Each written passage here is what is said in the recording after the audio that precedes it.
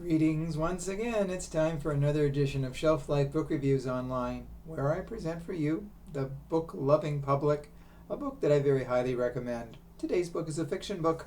It is The Ghost Orchid by Jonathan Kellerman. This is published by Ballantine. It retails for $39.99, and it's 292 pages long. For those who know Jonathan Kellerman, they are very familiar with his Alex Delaware series. This is from the series, and it is book number 39. Hard to believe he's written this series for so long, but Dr. Alex Delaware, the psychologist, is quite an interesting character. He narrates pretty well all the books, and it's fascinating looking into the psychological implications of murder.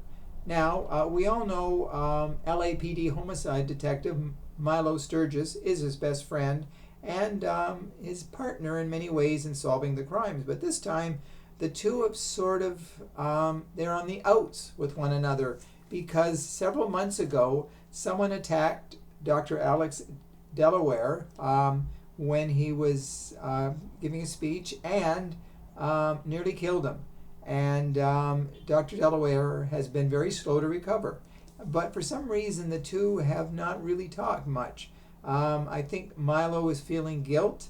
Alex is feeling a little bit of anger that he was attacked and Milo, did not stop it. But now sort of the frost has thawed a bit because there's been a double murder. So Milo, of course, calls Dr. Alex for consultation, the first time in nearly half a year.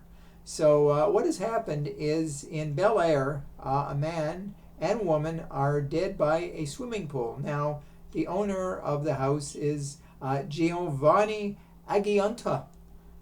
He rented the place, and he was there with his neighbor, Megan March, his married neighbor, Megan March. So the two have been having an affair. Of course, the husband, Douglas, and Douglas has two S's in it. They make a note of that.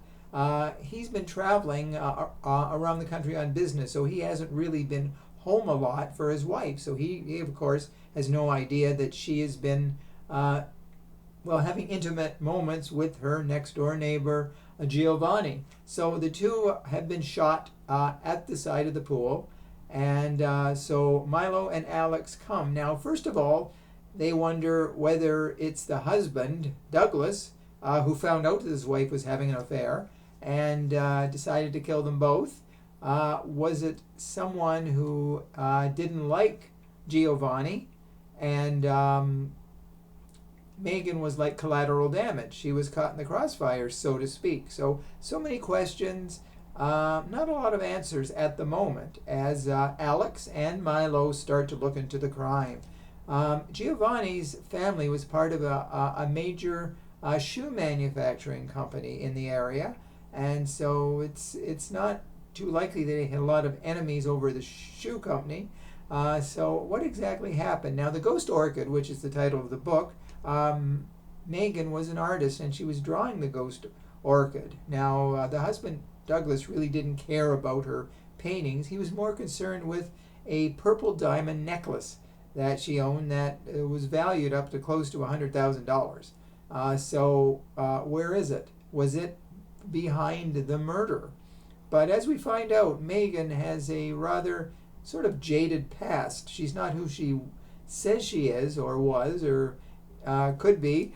And so it adds a lot of intrigue. Was someone from her past catching up with her, or someone from Giovanni's past, because he has had a rather jaded life too. So Jonathan Kellerman really writes an incredible book.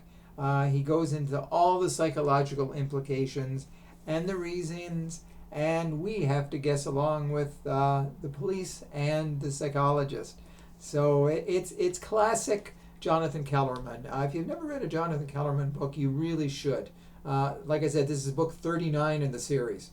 So each one is exceptional. I don't think I've ever read one that I would call subpar. So these are definitely very highly recommended books. So if you do go out and purchase it, please let me know if you do agree with my review. I kind of think you will. So thank you for watching. I'll be back again very soon with another first-rate book. Fiction or nonfiction, who knows. So until then, stay safe, stay sane, stay in touch, and I will see you at the bookstore. Thanks again for watching. Bye-bye.